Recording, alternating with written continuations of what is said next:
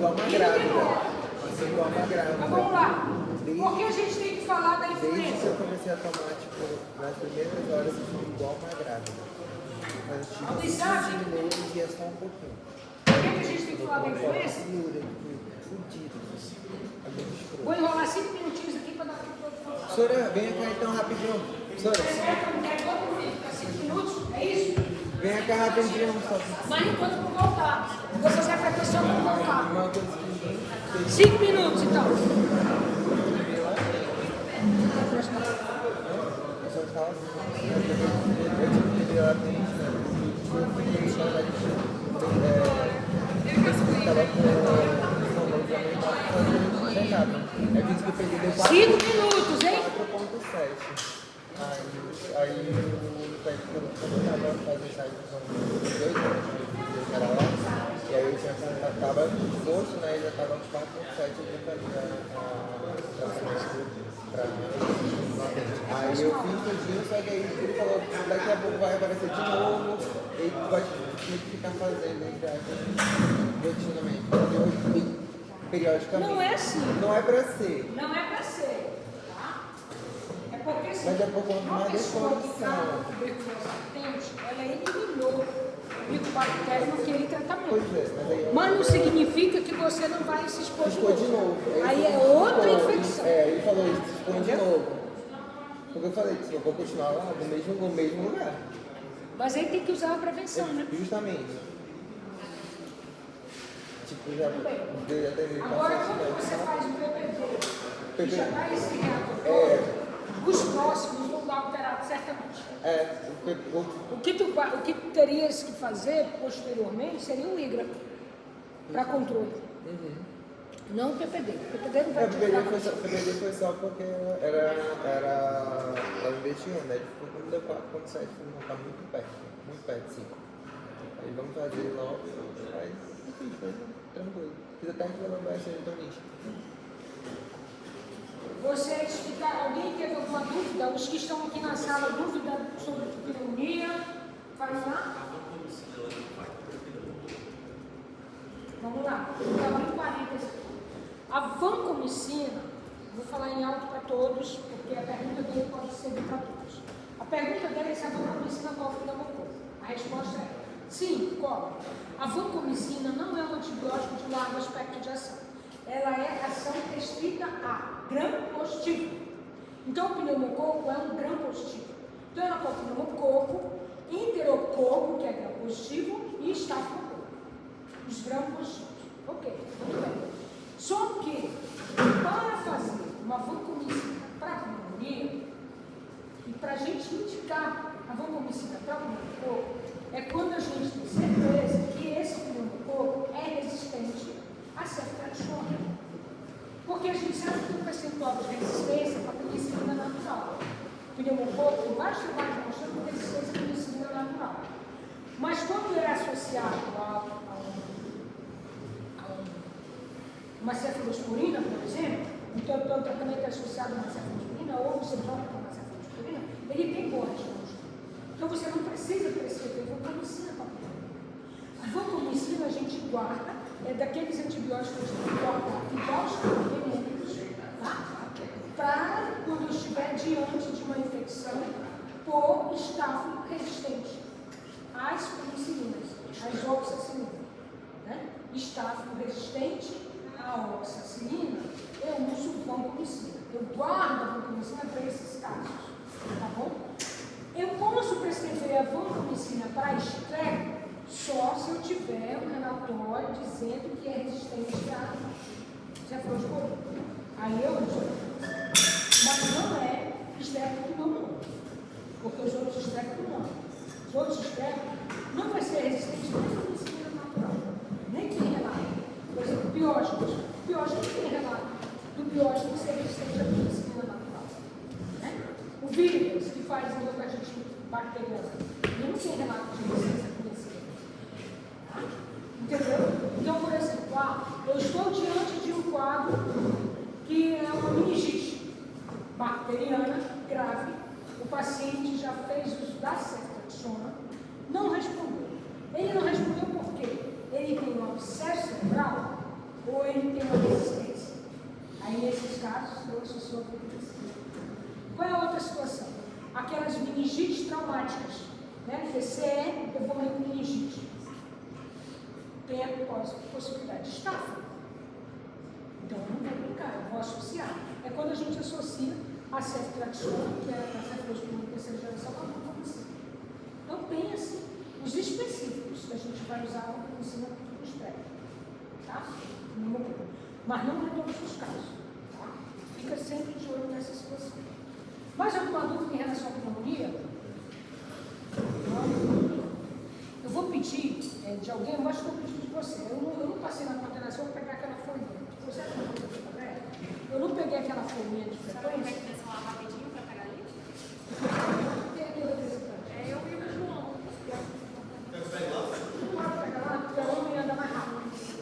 A listinha, a professora está pedindo a listinha para a gente ensinar a frequência.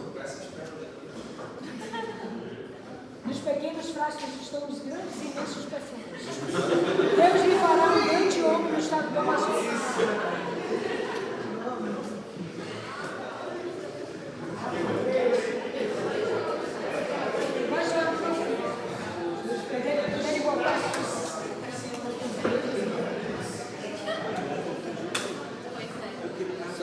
Na minha família.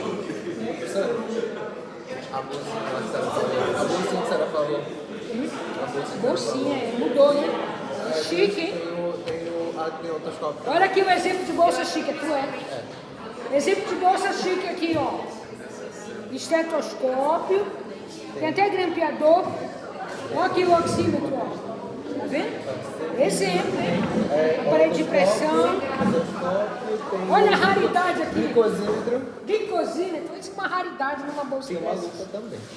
Ó. Termômetro. Chique, né? Um monte de lupinha, um monte de a bolsinha de vocês, tá? Só não põe aí dentro o líquido. O líquido. Ah, tá aqui dentro. Aí ele fica assim. Oi? Tem. Eu comprei o. Comprei na Amazon. O ouvido de alguém. Fernando e a bolsinha das drogas. A bolsinha das drogas. Tá aqui. Tá aqui. Não, mas o pior é. Eu tenho as trilhas. Vamos botar aí o relógio para despertar 11h30. 11h30 só necessário. Pessoal, Não, só faço muito a rápido. importância de tratar, de identificar a gripe. As síndromes febris, elas podem ser causadas por vários vírus. Aí respondendo a história do painel viral. Você que perguntou qual é o seu nome? Lorena. Lorena perguntou sobre o painel viral. É importante solicitar painel viral? É importante. O painel viral, ele vai nos ajudar a definir as infecções, principalmente, eu preciso saber de etiologia, principalmente nos idosos, em crianças imunossuprimidas. Fora isso, a gente usa o painel viral na população geral quando, epidemiologicamente, eu preciso saber qual vírus está circulando. Nesse painel viral, ele vai investigar o Covid, influenza, metapneumovírus, vírus essencial respiratório. Né? Então você vai, como em situações epidemiológicas a FVS define a coleta de material para fazer o painel viral, como é que coleta? Da mesma forma que coleta o Covid, suave nasal. Colhe lá e nesse suave nasal é feito o painel viral. Quem faz o LACEN? Essa amostra vai para o LACEN e é feito no LACEN. E aí tu sabes que na medicina, tem muita gente que faz medicina para ganhar dinheiro, né? Eu não fiz medicina para ganhar dinheiro, mas eu acho que alguns de vocês fizeram, né? Então aprendam logo isso, porque eu não aprendi a ganhar dinheiro na faculdade, desde a faculdade, mas é desde a faculdade que você já tem que estudar uma forma de ganhar dinheiro com medicina. Dá aula. Então, por causa dessa história, alguns dos consultórios, principalmente eu tenho um colega chique, infectologista chique, que é R$1.000 a consulta dele. Se eu for fazer uma consulta hoje, meu doutorado está saindo aí, vai ser R$1.200, porque eu tenho capacidade para isso. Mas eu não cobro R$1.200, porque eu sei que quem tem doença infecciosa é aquela, claro que tem pessoas chiques, que tem muito dinheiro, que tem doença infecciosa. Mas a grande massa populacional não tem. Não tem dinheiro. E eu não fiz medicina para ganhar dinheiro. Fiz medicina porque eu gosto de fazer medicina, porque eu gosto de ajudar o próximo. Mas só voltando aqui a nossa fala, quem tem um curso consultório desse chique, chega lá no consultório dele e diz, olha, isso aqui é um quadro viral, o ideal é você coletar um painel viral. Porque eu preciso saber se é um metapneumovírus, se é uma influenza, se é um sincicial respiratório. Aí eu pergunto para vocês, qual a diferença vai ser numa pessoa comum como nós aqui, e eu saber se é uma influenza ou um metapneumovírus, exceto Covid, que eu vou ter que ter as medidas de controle maiores. Em relação ao tratamento, não tem. Agora, se for um idoso, por isso que está estabelecido isso no SUS, se for uma criança, se for um imunossuprimido, sim, eu preciso saber. Porque tem tratamentos, tem o oseltamivir, que eu posso prescrever aqui para influenza. O sincicial respiratório não tem uma medicação específica, mas o oseltamivir pode também ter uma resposta boa. A gente sabe que o sincicial respiratório ele produz mais pneumonia bacteriana, são os pacientes que ele devasta o processo inflamatório no pulmão e que com mais frequência o paciente vai desenvolver pneumonia bacteriana posteriormente. Então tem que ficar de olho nisso, tá? É um vírus muito grave em infecções em criança principalmente, ele produz quadros graves. E produz quadros graves em idosos que levam idosos para UTI, por causa do sincicial respiratório, devido ao processo inflamatório que ele produz. O vírus que está circulando agora, o vírus influenza A, ele é a força como que eu posso dizer? O potencial virológico dele, né, de capacidade de produzir lesão, está menor do que quando ele circulou pela primeira vez no mundo e no Brasil. Sabe que nós tivemos uma pandemia do influenza e quando ele veio igual ao Covid. Ele veio fazendo quadros graves, mas os quadros graves dele eram principalmente em mulheres grávidas que morriam na maternidade por causa do influenza. Chegavam na sala de emergência de maternidade já grávida para morrer, né? E outros imunossuprimidos, tá? Então foi muita gente, muitos idosos faleceram com influenza A, tá? Depois do estabelecimento da vacina, por isso que eu falo em relação à vacina, grande massa populacional do mundo todo, não só do Brasil, do Amazonas, mas do mundo todo, eles começamos a adquirir imunidade contra esse vírus. Então a força da circulação desse vírus, ele vai perdendo a força virológica dele. Então, não é porque eu tive gripe hoje que eu nunca mais vou ter, ou que eu tomei a vacina hoje que eu nunca mais vou ter gripe, não é isso. Porque a vacina, ela não carrega nela todas as cepas daquele vírus. Principalmente a gente não sabe qual é a cepa que está circulando. São várias cepas. Então tem o vírus influenza A, mas são várias cepas do vírus influenza A, né? Então, pelo vento sul, pelo vento norte, qual é a cepa? Qual é a cepa desse ano? É a 23, é a 25, né? É a B19? Qual é a cepa que está circulando? Aí é estudo epidemiológico.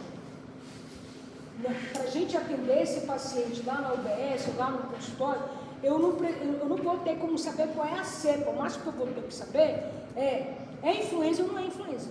Já tomou vacina? Né? Tem fator de risco para eu prescrever o antiviral? É isso que eu preciso saber, como médico ali na frente de atendimento de batalha. E o painel viral, sim, para as crianças, para os idosos, para o imunossuprimido. Tá? Mas nem todos vão ter a oportunidade de fazer o painel viral. E eu sempre tenho que definir, por isso esse primeiro slide, qual é a situação. É realmente uma gripe ou é um resfriado? Sabe a diferença da gripe e do resfriado? Qual é a diferença? Quem pode me dizer? Senão a Lorena vai falar. Fala pra gente, Lorena, você que está interessado pelo painel viral. Qual é a diferença da gripe para o resfriado? Ah, eu acordei hoje, estava um frio danado, botei o pé no chão, gelado, comecei a espirrar. E estou espirrando de novo.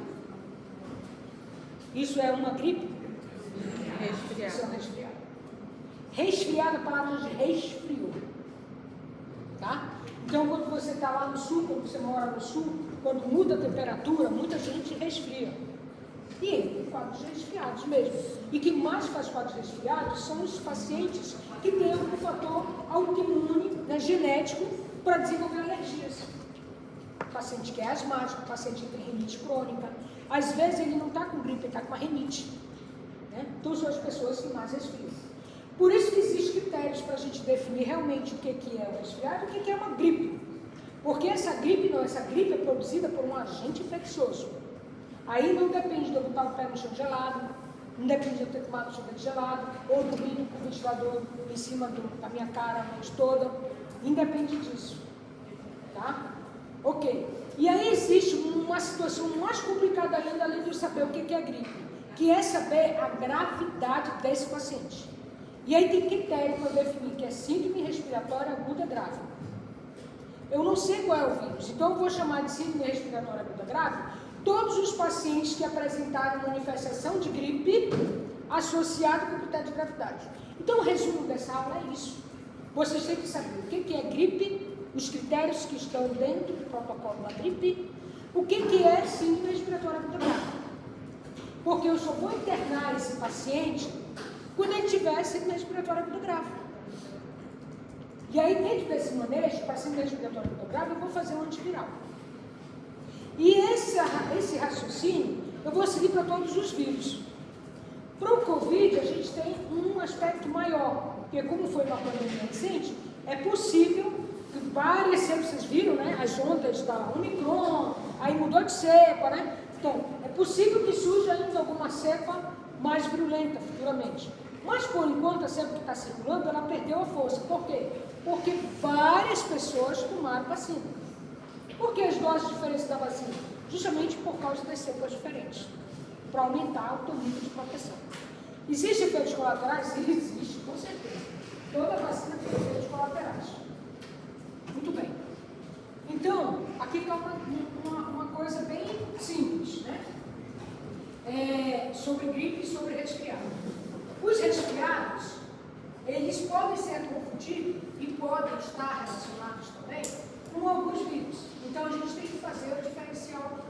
A gripe, como os quadros são mais fortes, são mais definidos, a gente já pensa logo na influência do vírus influenza A, que é o H1N1, H3, olha, outra cepa, H3N2, H5N1, H7N9, tá? E ainda tem influência B e influência C. E a síndrome respiratória aguda grave? A síndrome respiratória aguda grave, ela caracteriza pelo grau de hipóxia, menor que 65% de O2, desconforto respiratório, tá?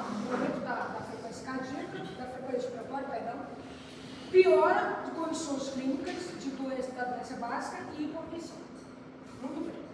Ainda pensando nessas definições, tá?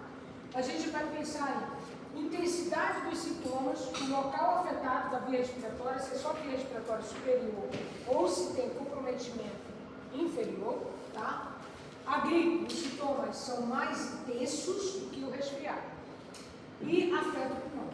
E o resfriado? O resfriado são sintomas mais leves, com menor duração, tá? E a região afetada é mais o pulmão superior, enquanto que na gripe é mais o pulmão inferior.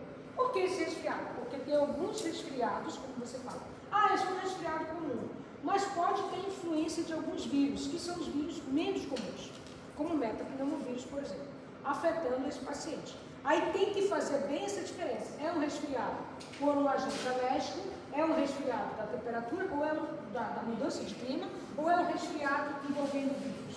Tá? Então ele traz essa diferença dentro dessa característica aí. Muito bem. Quais são os vírus? Rinovírus. Todos nós já tivemos rinovírus. Se a gente for fazer swab nas aulas, todo mundo aqui, é possível que alguém aqui nessa sala esteja com rinovírus. E não está apresentando nenhuma manifestação.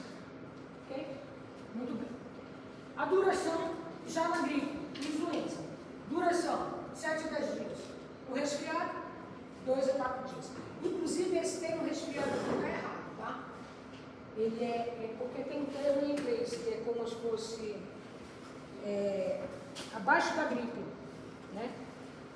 Eu esqueci agora como é que é gripe em inglês. É low flu. Eles chamam de low flu, né? Que é como se fosse abaixo da gripe, tá? E aqui a gente traduz o inglês errado, né? Colocar resfriado. Mas o resfriado mesmo é aquilo que eu falei para vocês, é só aquele quadro sem infecção. Aqui, na realidade, é um low flu, né? Que é abaixo da gripe. São sintomas mais leves, tá? Então, no low flu, é de 2 a 4 dias. Eu vou arrumar esse slide, porque esse slide tem que ter um low flu aqui. E aí, os sintomas. Não, mas ó, na gripe pela influenza, a febre ela vai ser uma febre alta mais importante. Nos outros vírus, vai ser uma febre baixa ou sem febre. Vai ter tosse, coriza. Aqui vai ter tosse, coriza e rouquidão. Aqui na influenza, dor na garganta, dor muscular, dor de cabeça e falta de ar. É aquela pessoa que não consegue trabalhar. Vocês já pegaram essa gripe forte? Se tu com uma gripe forte, não consegue trabalhar. Por quê? Tem muito mal-estar, tem muita dor no corpo, tem dor de cabeça, tá? Possível produzir pneumonia.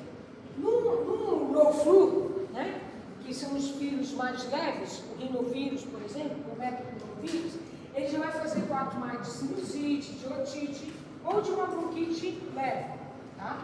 Lembrando sempre que o vírus essencial respiratório, ele não vai produzir quadros leves, em pacientes imunossuprimidos ou extremos de idade. Muito bem. Critérios de definição de casos de gripe. Esse critério é do Ministério da Saúde. Vocês precisam saber. Questão de prova. Para o indivíduo adulto, febre de início súbito, mesmo que referida, acompanhada de tosse, dor na garganta e pelo menos um dos seguintes sintomas: cefaleia, neuralgia, artralgia, ausência de outros sintomas, ausência de outros diagnósticos. Para criança, menor de 2 anos, febre de início súbito, sintomas respiratórios qualquer, tosse, coriza, obstrução nasal, na ausência de outros diagnósticos. Ok? Então, a característica, todo mundo tem gripe, porque todo ano uma cepa que circula diferente. Por isso que todo ano tem que tomar vacina, para proteger, e a proteção muitas vezes é proteção cruzada, contra aquela cepa que está circulando, tá? Mais frequente no outono e no inverno, justamente porque diminui a temperatura, as pessoas acabam se aglomerando mais e acabam transmitindo o vírus. O período de incubação da influenza é de 1 a 4 dias. Transmissibilidade em adultos ocorre principalmente 24 horas antes do início dos sintomas, ou seja, eu já estou com o vírus, ainda não começou meu sintoma, mas eu já estou transmitindo, tá? Ou até mesmo dias após o final da febre, tá? Nas crianças, ele pode durar em média cerca de 10 dias, tá? E pode ser prolongado. Sinais e sintomas da influenza, né? Da gripe comum ou a nova gripe. Então, quais são os sintomas? Febre repentina, isso aí a gente já falou. Tosse, dor de cabeça, dor muscular, dores articulares e coriza. Indica gravamento. Essa nova gripe aí, que é o low flu, tá? Que é outros vírus. Abaixo do quadro gripal comum. Indica agravamento. Frequência respiratória alta, dor no peito, pressão baixa, dedos e mãos, pés cianosados, dedo das mãos e dos pés, confusão mental, sinais de desidratação. O que é isso? São manifestações de uma sistêmica, de uma infecção de comprometimento pulmonar. Então, possivelmente, o paciente está fazendo uma pneumonia viral. Por isso, apresenta esses sintomas de gravidade. Olha a grávida aí, né? A gente sempre chama a atenção da grávida, né? Por causa da imunossupressão que ocorre durante a gravidez. Então, na gestação e no puerpério, 14 dias após o parto, são fatores de risco para gravidade, para síndrome respiratória aguda grávida. Idosos, crianças, população indígena, obesidade, tá? Então, IMC maior que 40. Então, essa história de tratamento da obesidade, ela tem aumentado no mundo e tem definido a obesidade como doença. Inclusive, eu sou uma pessoa cronicamente grande, eu sou obesa desde a infância. Isso daí surgiu mais por conta da influência dos fatores de risco que aquele obeso corre em relação a várias doenças, principalmente as doenças virais, tá? Como a influenza, como o Covid, a imunossupressão relacionada a medicamento, neoplasias ou também. Muito bem. Então, quais são as repercussões de uma infecção viral? Pneumonia, principalmente pacientes asmáticos. Quem é um asmático aqui? Você que é asmático? Mais alguém é asmático aqui? E uma vez que estava dando aula, eu entrei em crise de asma na hora da aula. Aí a filha da professora Socorro Cardoso, a professora Socorro Cardoso é minha médica, né? Aí ela disse: vou falar para a mamãe que a senhora não está atacando a sua asma. gente esquece, né? Todo dia tomar bombinha. Todo dia. Não, Perde a eu paciência. comecei agora, eu não tinha asma, não. Isso são asmáticos desde a infância. Mas vamos lá, piorou depois do Covid. Cardiopatia, hepatopatia, nefropatia, diabetes, doenças hematócritas. O que é isso, professora? Isso aqui são as repercussões de um quadro viral. O paciente tem uma gripe só, o paciente morreu por causa de uma gripe, por causa dessa gripe que foi uma influenza A, produziu tudo isso. Tá? Muito bem. E ainda transtornos neurológicos, disfunção cognitiva, epilepsia, lesão na medula, paralisia cerebral, né? Down da mulher grávida, o bebê pode nascer com síndrome de Down, doenças vasculares cerebrais. Terminou o critério de gripe. Agora, além de saber isso, vocês precisam saber quando é que eu digo que esse paciente tem síndrome respiratória aguda grave, né? Que eu preciso internar ele, que eu preciso talvez até colocar ele na UTI, tá?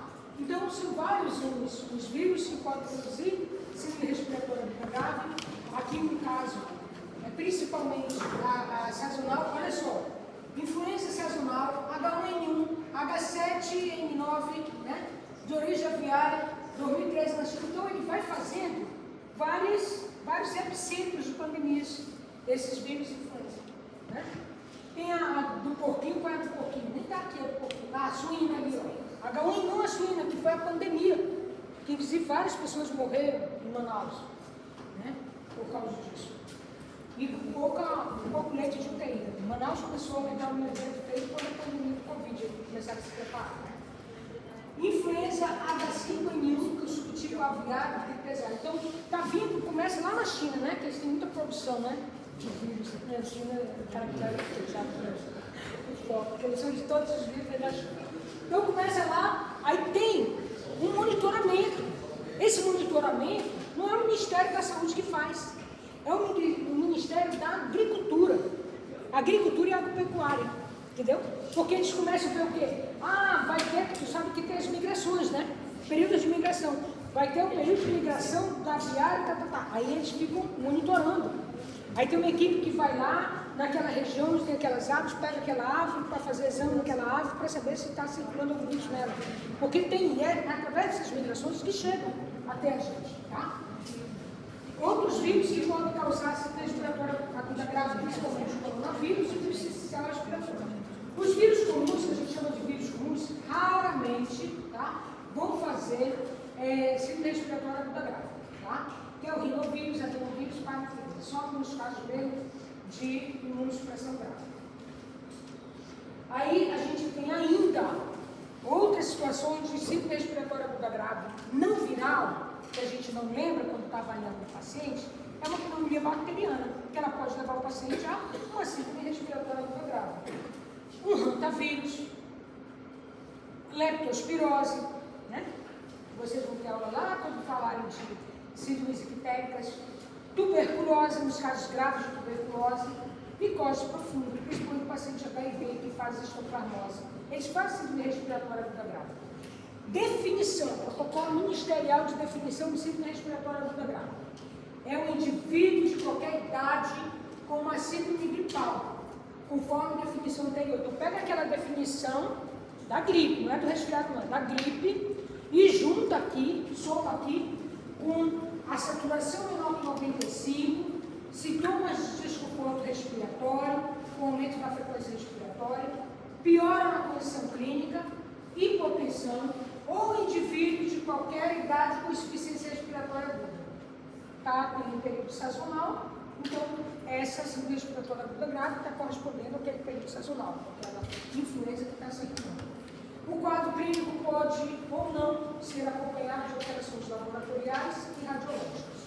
A alteração laboratorial, geralmente a gente vê. Quando tem síndrome respiratória aguda grave, pelo processo inflamatório, pode ter leucocitose. A professora, mas não é causada por vírus? Mas pode ter leucocitose pelo processo inflamatório, tá? Mas o paciente na evolução, ele evolui com leucopenia, tá? Com leucofilia e pode ter linfocitose na evolução do quadro. Mas inicialmente pode ter leucocitose, tá? Muito bem. E da bioquímica do sangue, o que vai alterar? PCR, proteína C reativa por causa do processo inflamatório.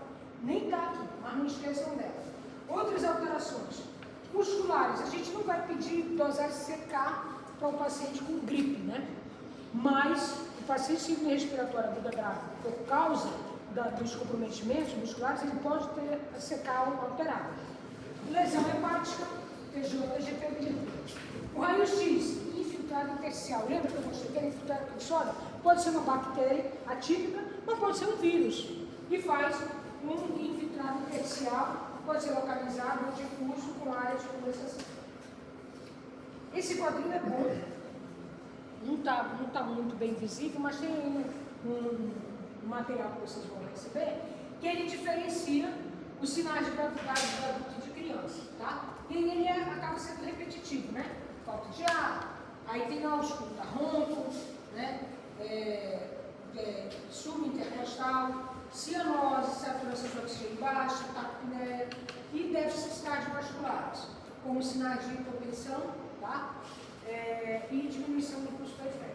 Na criança, principalmente, o que chama atenção é a cianose central, né? Presença do ronco, a falta de ar, batimento de asa no nariz, que a gente pouco vê no adulto, né? Aquele batimento de asa no nariz da criança, que vai estar mais cansado, a gente vai ter menor, tá?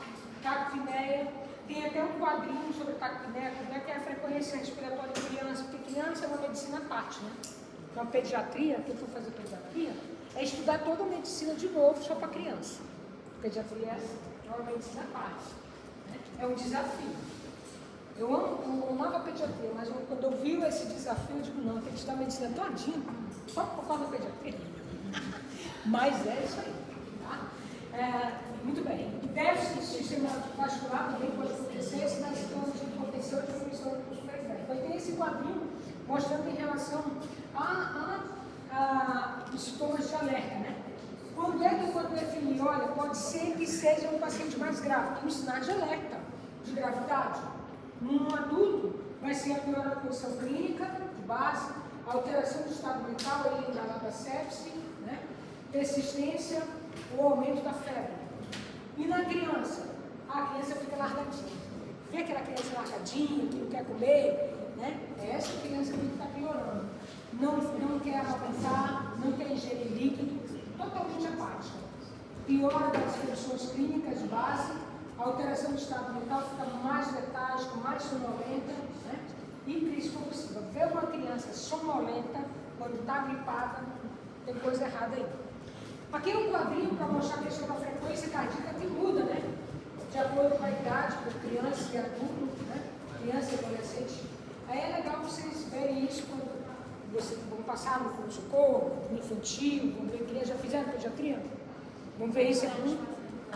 Estão fazendo agora, né? Então é bom saber fazer essa diferença, porque às vezes a criança está agitada, tem uma frequência maior, aí você vai comparar com a frequência do adulto, não é a mesma coisa. Não é, tem os parâmetros para isso, né? Por exemplo, uma frequência de adulto, uma frequência respiratória de 28, está normal? Não está, né? Mas para uma criança de 5 anos é normal, tá? Muito bem. Então é só para chamar a atenção. Aí tem um quadrinho da síndrome respiratória aguda grave, que está lá naquele manual de vigilância imunológica, ele mostra isso aí. Eu não lembro se nesse material que eu vou mandar para vocês se tem esse quadrinho, mas se não tiver, eu vou separar esse quadrinho, que eu acho legal esse quadrinho para você definir, né? Os fatores, porque ele te ajuda a questão de direcionar o tratamento.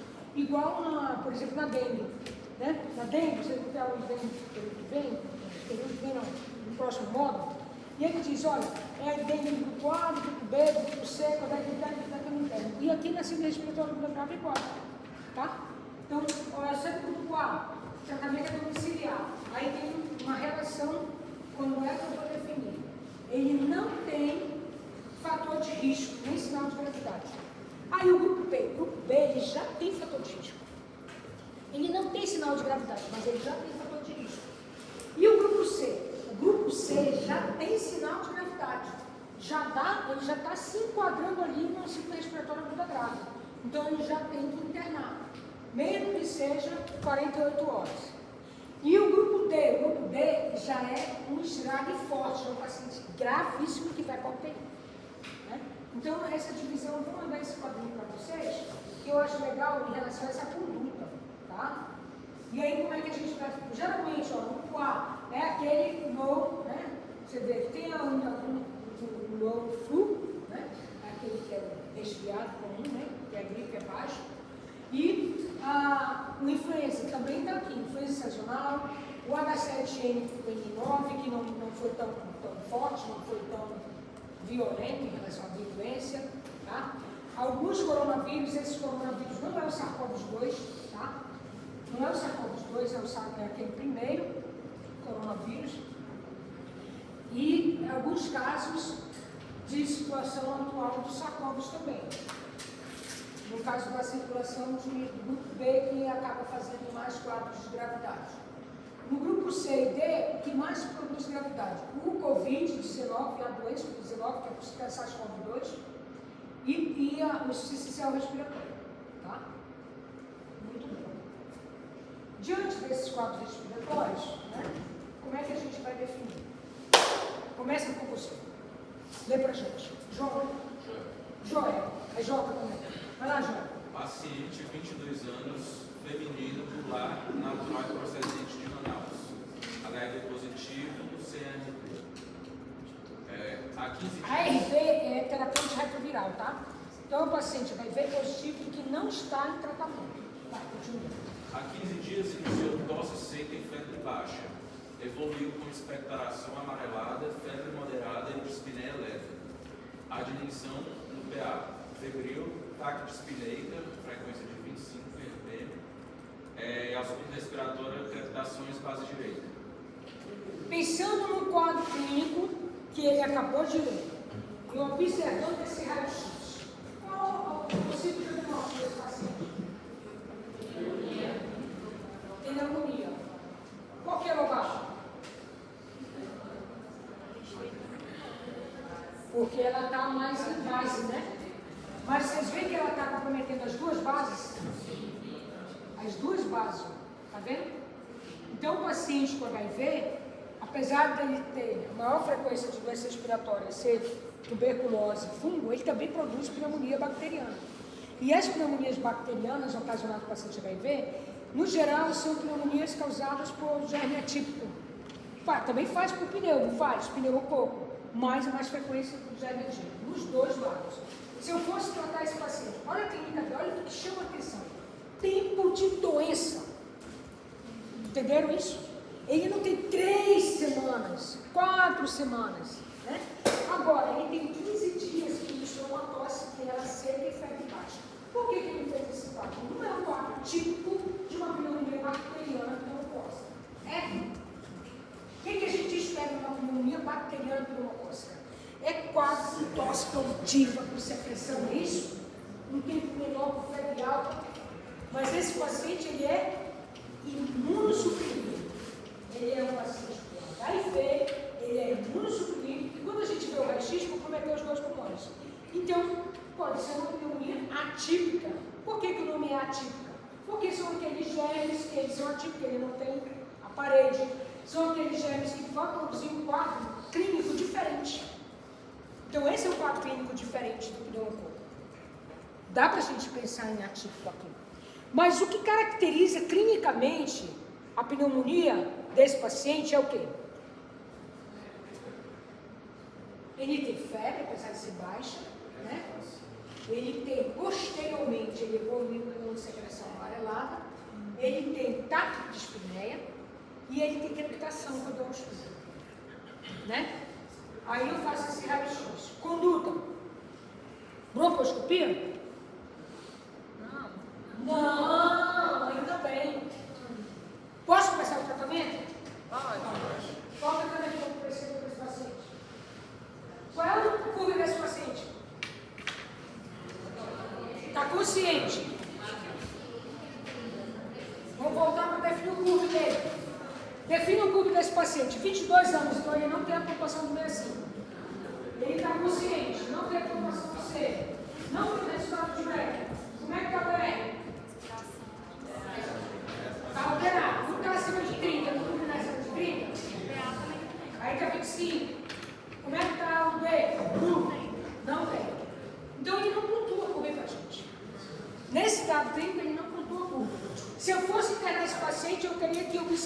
outros fatores, não é isso? Para poder definir uma internação. A princípio, é um paciente que está faltando informações, tá? Mas pelo fato dele ser HIV positivo, imunossuprimido, eu sei que é imunossuprimido porque ele não está tratando, e ele tem pneumonia bilateral, qual é a minha conduta? Internação. Internação. Aí na internação, qual é o tratamento? Macrolídeo associado com beta-lactano. Muito bem. Entenderam isso? Tem que definir para onde ele vai, para poder eu dizer qual antibiótico eu vou fazer. Tá bom? Eu não posso dizer que eu já vou fazer macrolídeo, porque se ele for para internação, significa que ele tem gravidade. Eu não posso fazer macrolídeo sozinho. Mas eu posso fazer uma droga que cobre esses atípicos aí sozinho. Qual é? Quinolona respiratória. Dó. É uma mulher, tá? 2. Você que eu não consigo falar seu nome. Naglen. Olha, acertei agora. Lê pra gente, Naglen. Paciente do sexo masculino, 5 anos, deu entrada no pronto-socorro com relato de febre um dia, 2 picos febris, cansaço 8 horas, cansaço não produtivo. Refere uso de amoxicilina há 15 dias para tratamento de sinusite. Relata síndrome nefrótica e uso crônico de corticosteroide. Ao exame, apresentou edema generalizado e ausculta pulmonar, crepitação em bases bilaterais. Exames laboratoriais, hematócrito 38%, leucócito 18.000, com 88% de segmentados e 2% de bastonetes. O que chama atenção nesse quadro aí? Você já foi logo o tratamento. Aprendam a avaliar clinicamente primeiro, antes de eu falar o uso do antibiótico. É porque vocês vieram do antibiótico, eu estou com o antibiótico na cabeça. Então vamos lá. Primeiro, criança, né? A gente falou sobre imunossupressão, extremo de idade. É uma criança de 5 anos. Qual é o outro quadro que chama atenção aqui? Agudo, tá 8 horas. Uso de corticosteroide em uma doença renal. Ela tem uma síndrome nefrótica. Outra situação, evolução rápida. Em 8 horas, essa criança, ela apresentou relato de febre há 1 dia, cansaço há 8 horas. Super agudo e está agravando rápido. Outra situação que chama atenção aqui. Aí é o antibiótico. O uso de antibiótico recente. Fez uso de antibiótico prévio para tratar uma sinusite. Né? E agora? O que eu faço? Olha o leucócito dela. 18.000 leucócitos. Vou pedir algum exame? O que eu vou solicitar para ela? Raio-X e tórax. Vai ajudar? Tá aí, doutor, seu raio-x. E agora, doutor? Defina. O que tem nesse raio-x aí? Tem derrame? Muito bem. Olha o seu coxofrênico esquerdo. Não dá pra gente ver aquela curva bonitinha, derrame. Não é o nome daquela curva? Esqueceram, né? Olha o perfil. Olha o raio-x do perfil desse paciente. Tem derrame? Quando eu olho o perfil, não parece. Né? Não parece ter derrame, porque é uma pneumonia posterior. Viu para onde foi a infiltração? Agora, o pulmão que está comprometido é só o pulmão esquerdo? Ou o direito também está? Tem algum comprometimento no pulmão direito?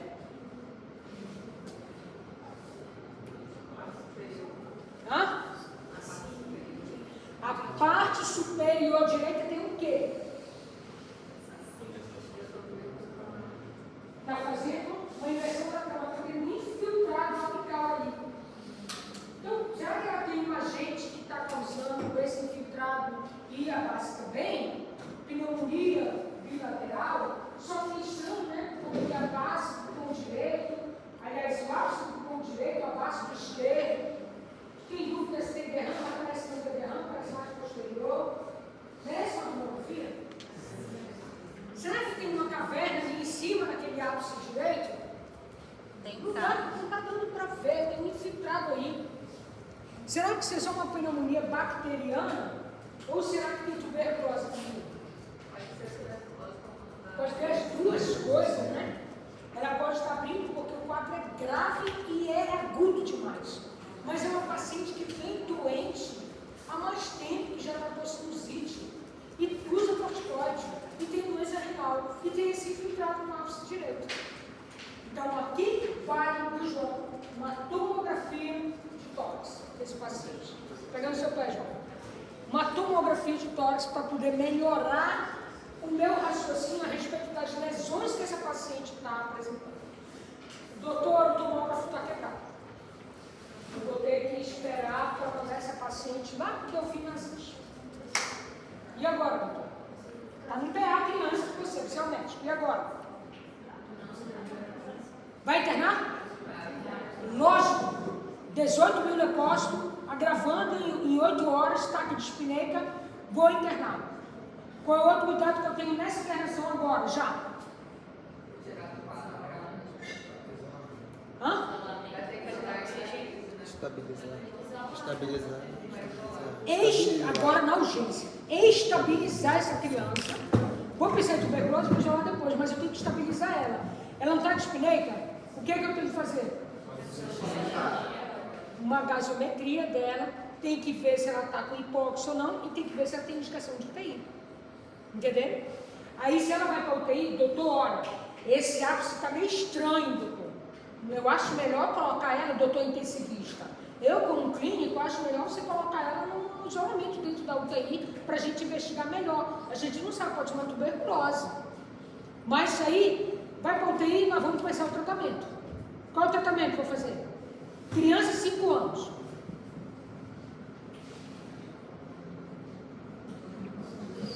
Eu vou fazer beta-lactâmico com a quinolona. Beta-lactâmico associado com o quê? Com a quinolona. Quinolona, criança de 5 anos. O que é que eu posso fazer então? Macrolítico.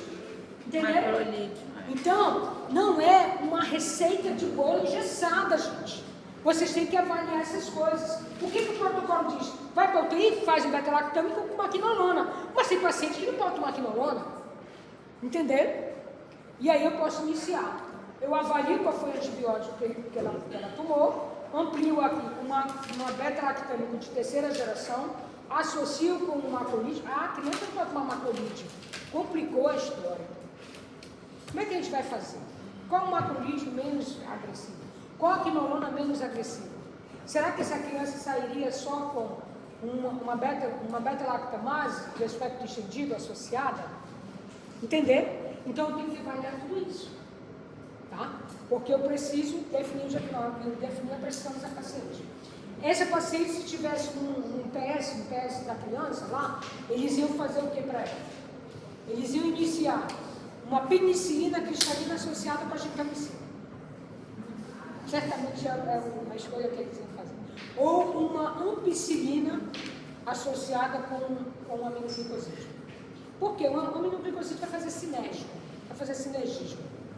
Aí a gente sabe que pode ser que a penicilina não resolva, então vai trocar para ceftriaxona. Então vocês podem entrar no pronto-socorro, lá no ICAM, ver a pressão das crianças, como é que é. Elas vão vir por aí. Porque você não pode correr para o macrolítico, você não pode correr para uma quinolona, entenderam? Então o protocolo, ele é diferente da criança. Por isso que a criança é uma medicina à parte. Tá?